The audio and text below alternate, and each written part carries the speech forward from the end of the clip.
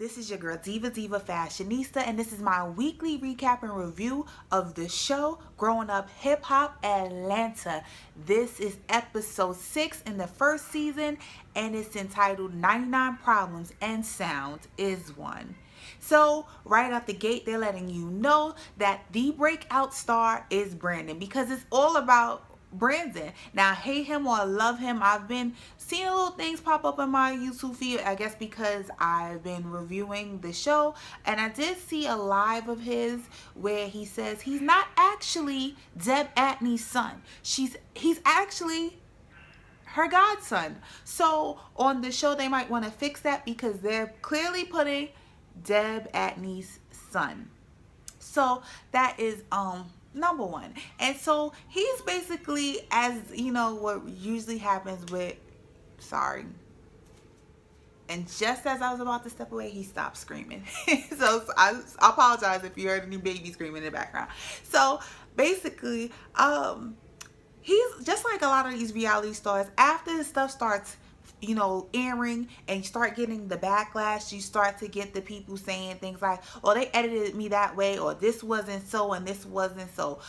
Brandon's basically saying that Zanique invited him in actuality, because we have reality and we have actuality, which is real life, what really went down, and not edited to look a certain way. So in real life, actuality, he says Zanique invited him and Reginae was aware that he was coming. Of course, on the show, it seems like he just popped up or they sprung him on her, and he's saying that's not what happened.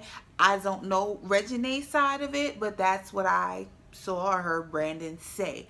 Also, what really strikes me, what I really just can't wrap my head around, is just this dinner before her party.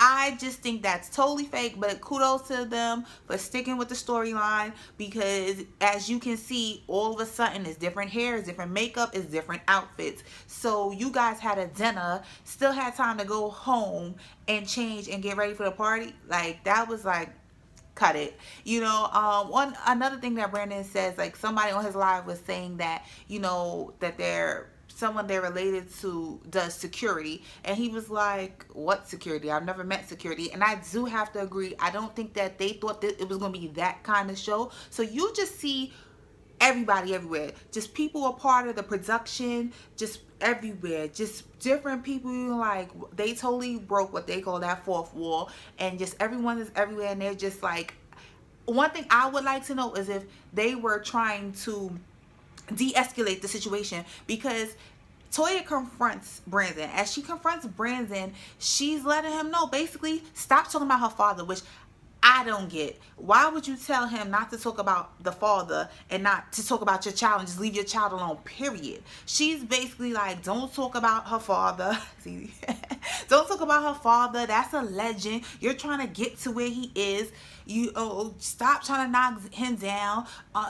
She basically gave him a good little read, and he was trying to say things back, but we wasn't really getting what she was trying to say. And then Ayana, when she saw Toya was kind of eating him up, because I do think Brandon was trying to be respectful of Toya. So, you know, his argument wasn't doing much, and you see Ayana jumping in, and then even in Toya's confession, she's like, you got your little cousin trying to defend you. And you know, I do admire Ayana for just having her family's back and just being there, you know, to try to just squash, because she was all about trying to squash the situation, because it was escalating, it was getting really ugly. But back to my point about the production, like, I hope they were there trying to de-escalate and also tell what actually happened, and not, you know, this one side, because at one point Brandon was backpedaling. He was saying, I could have saved, that's what I said, I could have saved his career, and that's not what you said. We all heard what you said,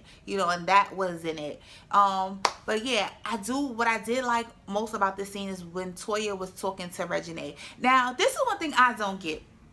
I don't know if they think that they're bigger stars or bigger stars in their head, or they have more control than they do, because we keep seeing, especially Brandon, saying no cameras, no cameras, don't film this, get the camera out of here. And it's like, you signed up for a reality TV show, so the good, the bad, the ugly, especially the ugly, they're gonna want to get the ugly on camera because it makes for good rating. That's what we want to see. We want to see the drama. So to keep saying like, oh, get the camera out, get the camera out, is just ridiculous. And shout out to this shady cameraman who wasn't trying to hear that, because even when Toya was like, stop recording, and she's talking to Regine, the camera did not shut off. It just turned in the other direction and started going down the hall, but we still picking up everything you're saying. It still got picked up on the mic, and they were still recording. So we kind of got the visual to go along with what was being said, which she's basically telling Regine, which I really did appreciate this from Toya. We're finally seeing you be her mom, not her sister, not her older girlfriend, not her BFF.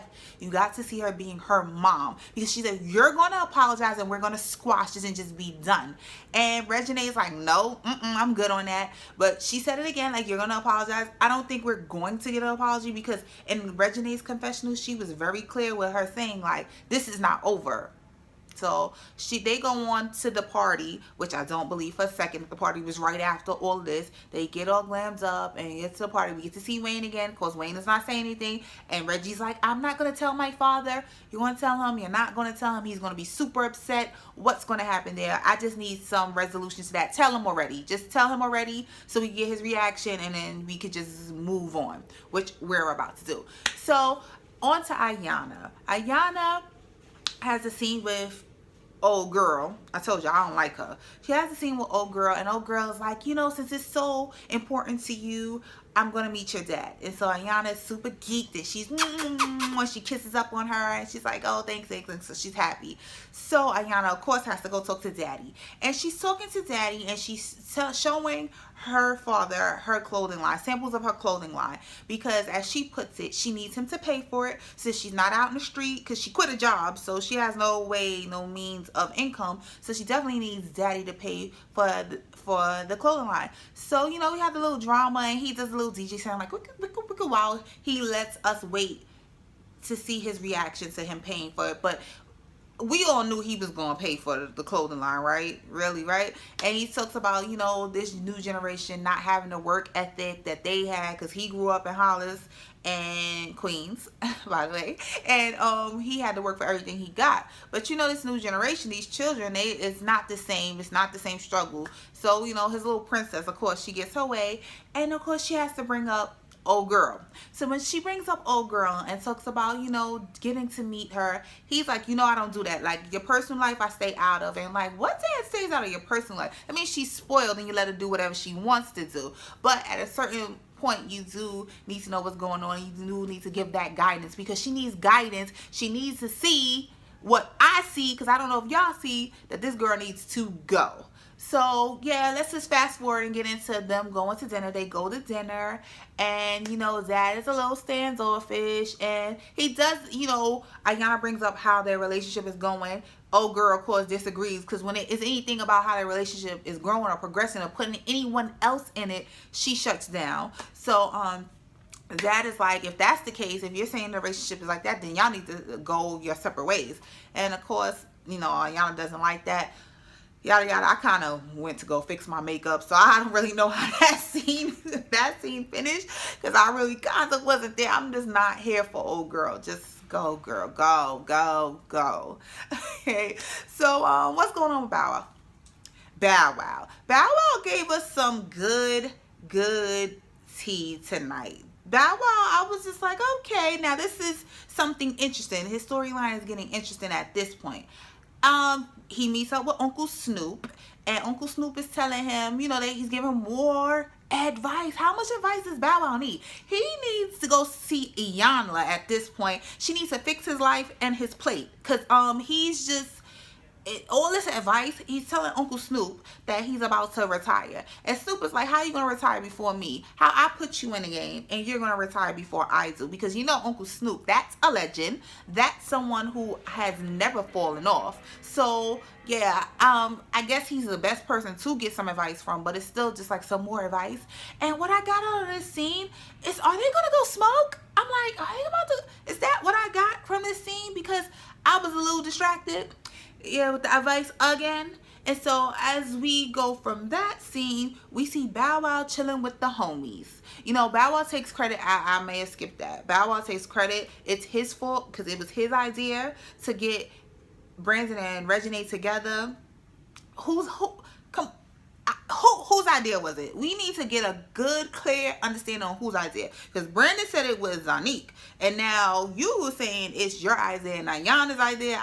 Yeah, the editing is all over the place with that. Whose idea really was it? But now Bow Wow's with the homies and he's bowling, you know, and now we actually get to see some actual bowling. So yeah, they're bowling and they're betting on the bowling. And okay, here comes one person in the crew, the rowdy dude, like, oh, he's a hater. Like, so of course I'm thinking he's talking about the father. I'm like, go take old Twitter fingers his phone away. Him and Donald Trump, y'all need to take their phone away and just leave them alone. But it's another Twitter fingers. It is not his father. It turns out to be legendary ZJ Funkmaster Flex. And I really don't know. I did see it playing out in the blogs as it was playing out, but I didn't give a damn. I'm going to tell you the truth. Didn't give a damn about their beef or what beef they could possibly have, but I kind of read some of the tweets and the back and forth, the clapbacks between them. And Bow Wow, some of his clapbacks were just like something like put me next to Grover. Some of that was just whack, you know, but some of it was good. Like, I like when he called him Punk Master Flex. I like when he calls him Push Button ZJ.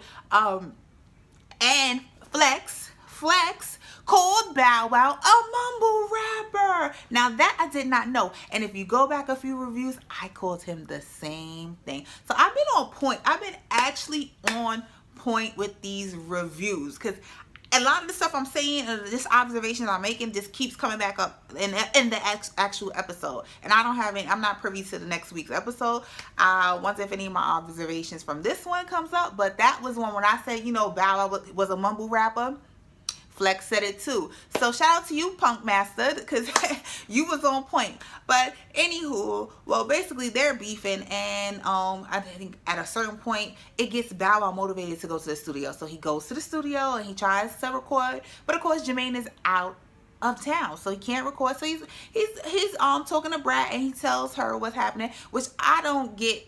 I don't believe for a second Brat didn't know what was going on. Brat had to see it as it was playing out, or she knew before then, but for the purpose of the camera, she doesn't know. And he's explaining, and she's just like, yeah, if that's what it takes to get you to get motivated, then by all means. And he goes in and he spits some pretty decent lyrics in which he talks about, you know, the old man. He threw some shots at Flex, but then he's like, I'm just gonna smoke some weed and make money. And I'm just like, I understand that he's grown. He's not little Bow Wow no more. He's not the 13-year-old making the millions, as he put it. He's not little Bow Wow. He's big ass Bow Wow, Shad Moss. And I guess that name just does not roll off your tongue. Shad Moss. And he smokes weed, and he just puts that out there. I just don't think we needed to know that. But he puts it out there, so now we know. Bow Wow with Uncle Snoop. Yes, So, what else happens? I think the most important thing that happens after that is just Brandon's showcase. So, Brandon has the showcase. And raise your hand if you knew it was going to be a hot mess. She did. I did. I knew it was going to be a hot mess. And I think it does in the end turn out to be okay. Like, people are more forgiving towards the end, and they're there for what it was. But it's hyped up to be a hot mess. The sound was all over the place. The sound wasn't great. You have Deb. Of course, Deb has to take over. Deb is yelling at the sound guy, saying, you need to get it right. You need to get it right. You know, and you knew it was going to become the Deb Atney show. Did you not? Did you not? Because I knew she was, even if he had her there to sit in the audience, she wasn't going to sit in that audience long. So we get the first act. They come up, and you know, they were trying to be Big Tigger was one of the judges, and they were trying to be encouraging, like, oh, keep going, keep working, you know, I'm sure you would have been terrific if the sound was okay. So they say that, and then, you know, we have the next one, which was somebody named Honeybee. I guess she's a rapper. She messes up. So Brandon puts her on blit ass. immediately in front of everybody. Like, if you mess up, nobody should know. You're supposed to keep going. Which is true. It's true. But you don't do that after the showcase in front of everybody. And so now you have Zanique, Bow Wow, they're there for support. I'm guessing Ayana was there, but guys, I was doing my makeup. I ain't gonna lie to you. I wasn't looking. So I'm sure the cousin was there to support, and Shania probably. I wasn't looking. But I did look up in enough time to see Zanique tweeting. No, texting. She's texting Reginae. So it's like, what did you come here for? Did you know this was going to be a train wreck like the rest of us? Well, why, if you know he has beef with this girl, are you texting her during the showcase, giving her up-to-date, info about how they go? Because she wanted to know she should have came. I don't know that she wasn't invited, or he wouldn't have cared if she was there either way. But I do have to agree, touching back on their beef, I kind of do agree that at this point, I think Brandon needs to just be the bigger person, just leave her alone, because she's just going to just keep dragging this. It's just dragging it. It's going to be on this last leg, and she's just going to be, because, what should have been the climax, the highlight of her time on the show should have been the party, and that was all of 5 minutes, and it was pretty cute. Clueless theme, 90s theme was pretty cute, and it was like here and then gone. So yeah, back to his showcase. So we're at this showcase, and at one point he tells Honeybee he needs to see her outside. So that was really hyped up, and he's telling the cameras not to follow him, and he's talking about no sound. Who? Now I gotta borrow from Reginae. Who are you? Brandon, I'm rooting for you. I want to like you, even though there's people who painted you the villain. I want to like you. I do like you, but it's like you doing these little diva moments. Like, I'm the diva, okay? Not you. Like, it's like, oh, you're making it hard for me to like you and defend you. You just, Brandon. So he snatches off the mic and he goes outside to talk to this girl, and Deb comes and basically says the same thing he was saying to the girl, and she tells him, like, what are you doing? If you're not in control, you can't control her. You can't get the handle because you don't have the handle. And she basically just says everything he just said, and then she steals his artist. Like, you need to be in the right hands. You need to come over here. Steals his artist, basically steals his show. Deb just takes over, and we see Brandon like sulking off into it would be not a sunset because it's the nighttime, into the nightlife of Atlanta. Yeah. I've got my girl Cash Doll. I love her. She is so fly. Cash Doll performer. I wanted to know how he got her to get up there, because she's really doing her thing. Like, I like a few of her songs. And she's fly, and just. I'm all here for fashion and just looks, and she gives you several. So, yeah, I think that's all for this episode. We are, I think, one away, they said, one away from the season finale. And, yeah, we're left with the hyped up Bow Wow drama. I think we're going to get back into the Bow Wow drama next week. This was a pretty good episode, even though I was kind of distracted. I'm sorry. As always, if you like this review, please give it a thumbs up. Please subscribe if you haven't already. And I want to hear your thoughts. What did you think? How this, Lord, what did you think about this week's episode? Please leave it down below. And as always, thank you guys for watching. That's it. I don't have nothing else to say because I'm butchering this later.